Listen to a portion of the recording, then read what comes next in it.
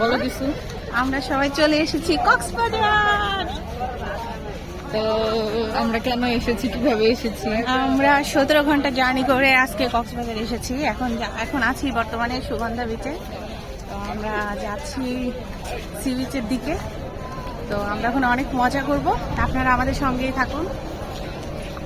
কেমনে আসছি, এটা খুবই সাডেন একটা প্ল্যান ছিল আগের দিন। হ্যাঁ। ইনি হচ্ছে প্ল্যানের মাস্টার মাইন্ড, এই জন্য আসলে প্ল্যান গুলো খুবই সাকসেস হয়েছে।